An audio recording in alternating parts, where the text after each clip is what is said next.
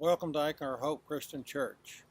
Today's message is, what do you see? And I was looking for a place in the Bible to be comparable to the day that we live in. And the early Christians, they was during the Roman Empire. And during the Roman Empire, those Christians faced a unique time. The churches began to sprout up. Churches began to develop, but the Roman Empire wanted to put an end to Christianity. And the Christians in those days was faced with being killed. They were literally tortured to death, taken to arenas, made spectacle of. And the Roman Empire wanted to wipe out all traces of Christianity, and that's what they were facing. And I remember there was an old father of Christianity. They took him into an arena and they was going to burn him at the stake. And I remember what he said. After they put the wood up and they was kind of delaying, and you know, if we were in that situation, we might be thinking, well, maybe they'll let me go. Maybe they'll change their mind. He said, what are we waiting on? What's the holdup? You know, that's a different thing than you would hear from an ordinary person. He said, what is the holdup? He could see beyond being burned at the stake as a Christian. He saw his treasure in heaven. He saw his home. And now that's a lot different than today, where man-made religions have people to go out and do suicide missions and promise them things that are not going to come to pass, that are not true. That's a quite different. But I was looking for a place that was comparable to where we are today. And so happened I had to go back all the way into the Old Testament in Psalms chapter 73, and it was David. And here's what David said in Psalm 73. He said, but as for me, my feet were almost gone, my steps had well nigh slipped. Here's a man after God's own heart. And his feet is almost slipped. Why? He said, I was envious at the foolish when I saw the prosperity of the wicked. He began to look over to the left. He saw the wicked are doing good. He saw the wicked was healthy. They had more than their share of good. They were in good health. They had no fear of God. They were boastful. Now, is that comparable to the day that we live in? Today, we see the same thing, don't we? It is comparable to the day we live in. We see a world that has no fear of God. They're boastful. They got more than they can spend, and they'll feed the dog before they'll share it with you too. That's sad to say, but that's the kind of world we live in. And then Christians, on the other hand, you know, we have to see that. But I like going down. There was a young man come to Jesus, and he said, Master, he said, what shall I do to inherit eternal life? And Jesus quoted him some of the commandments. He said, I've done these from my youth up. He said, what else? Jesus said, go, take all your possessions, give it to the poor, come and follow me. Come take up the cross and follow me. Well, the man looked. He looked to his left, and there was all of his possessions, and they were going to be gone. Then he looked to his right. Jesus said, come to me, and thou shalt be perfect, and there was eternal life. Well, he turned back to the left and saw all of his possessions, and he left and went after those possessions. And then there was Jesus, even himself. When the devil was tempting him and took him out into the wilderness, and he was tempted, and the devil showed him all the kingdoms of the world. And Here is Jesus on this earth. And the devil showed him all the kingdoms of the world, and the devil said, all this can be yours. And Jesus could see that. And then on the other side, there was a cross waiting on him. There was crucifixion waiting on him. But he said, get behind me, Satan. But today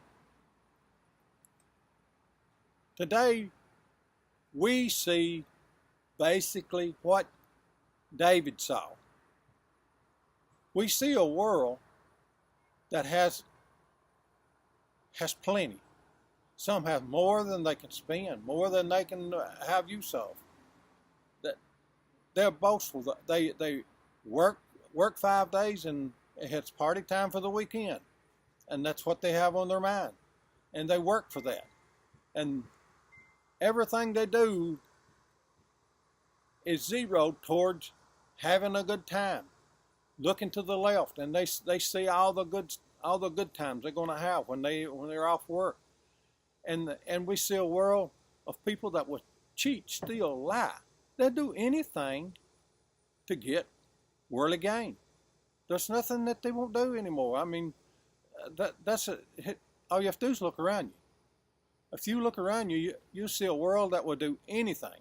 Cheat, steal, lie, do anything I can to get what I can, and I don't care about anyone else. And we see that. And we as Christians, and we look and we see Christians like David did. David saw a people of God in trouble. They didn't have as much. And we do. We see people got plenty. And like I said, they'll feed to the dog before they share it with you. Then we see Christians that don't have anything, that barely making it from one week to another. Christians that are sick, that are in trouble, got problems. And someone that's not serving God, they're doing well. It's like they don't have a care in the world. That's what David saw.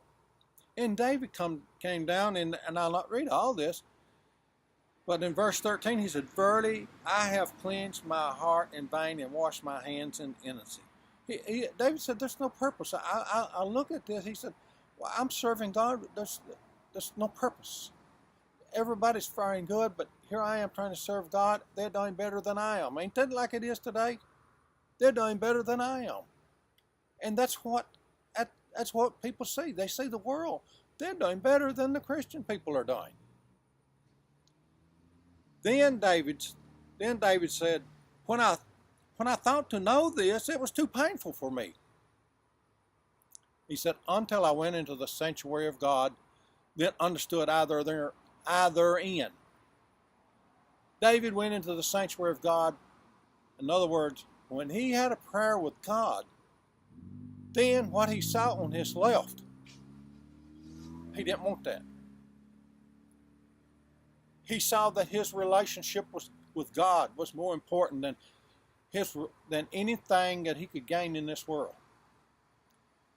But the young man that came to Jesus, he saw all of that wealth that he had and accumulated, and you know, the Bible doesn't say that he cheat, lied, and stole for it. He may have got it legal. He was just a rich man. They could be that. But you know, you can get wealth by not cheat, stealing, and lying, and be greedy, and it'll still be wrong. And the young man, he was at there at the time of decision.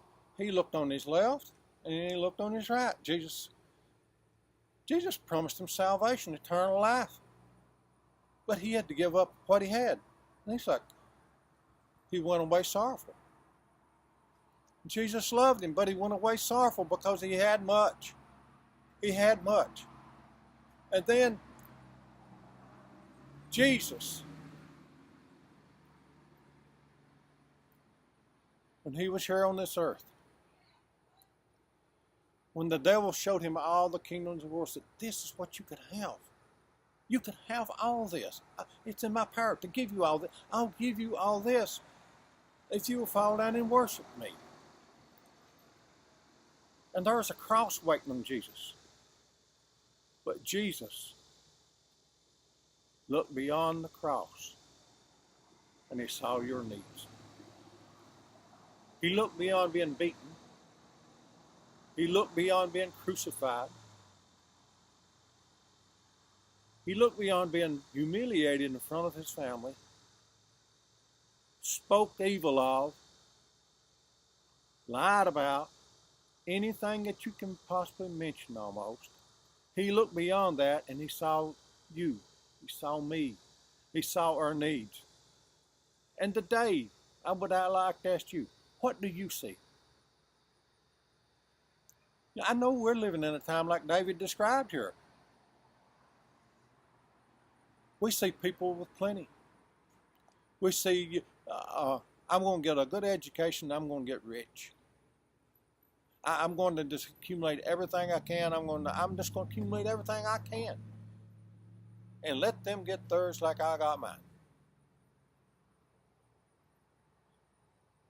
I'm going to choose this road. But look, salvation, then there's the one on the right. Jesus Christ died for you. He died for the sins of the world. And he hung on a cross. And he saw this. And he hung on a cross so that you could have eternal life. So I asked you today, what do you see? You know, here's an old man preaching to you all through life. It's not been easy. God never said it was going to be easy. He said, take up the cross and follow me. It's not been easy. But you know what I see? I see a home in heaven. I see my treasure waiting on me. I see eternal life where there's no sorrow, no more pain, no more sickness. Jesus saw me before I saw this. So today, even as a Christian today, what do you see? Is somebody offering you something? Is the devil offering you something? If he ain't, he probably will. But what David said, listen here, listen to this. He said, my flesh and my heart faileth, but God is the strength of my heart. And the last verse of Psalm 73, he said, but it is good for me to draw nigh to God. I have put my trust in the Lord that I may declare thy works. David took his eye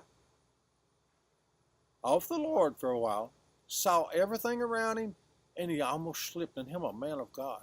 He was a man after God's own heart.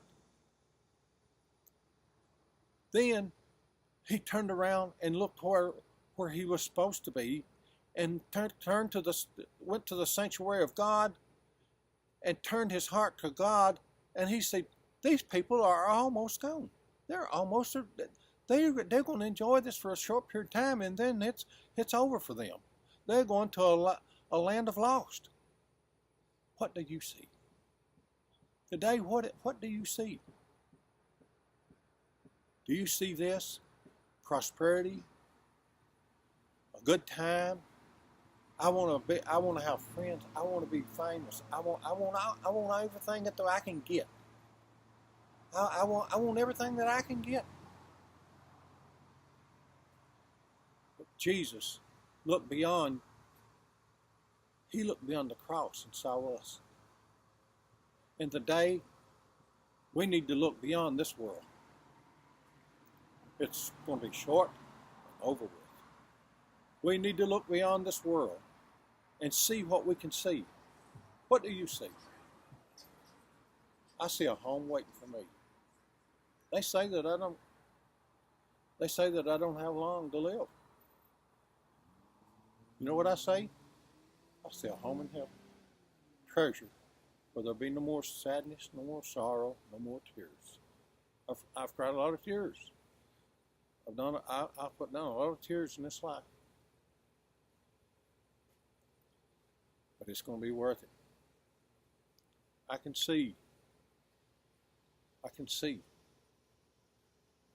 treasure where rust and moth can do nothing with, that lasts forever. What about a home that lasts forever? That never ends, where there's never no death, no sorrow, no pain. Jesus looked and saw that for you. What do you see? I see a home in heaven waiting for us. I see a mansion waiting for you, and one for me and one for you. We need to look beyond this world. You can't look at this world. This world is a distraction. You need to look beyond this world. What you can enjoy in this world is short and over with. You need to look beyond this world and see what your end will be. And today I encourage you to take a look. You can look to the left because you're going to see it. You're going to see all the evil and drug-infested communities. You're going to see everything, and people are taking advantage of one another. They cheat, steal, and lie. They do anything to get wealth. It's all about themselves. But then you look on the right, and there's a better place for us. And I'm speaking to Christians. We live in this. Psalm 73 is comparable to the day that we're living in. There's nobody trying to kill us. We have freedom of religion that was basically bought by the blood of men and women that shed their blood, that we could have freedom. And we have freedom of worship. But that don't mean that the devil don't have something to offer you. He's going to offer you something. He even offered Jesus something. And he's going to offer you something. So I'm asking you again, what do you see? Look towards heaven, where your treasure really is. Thank you for watching today.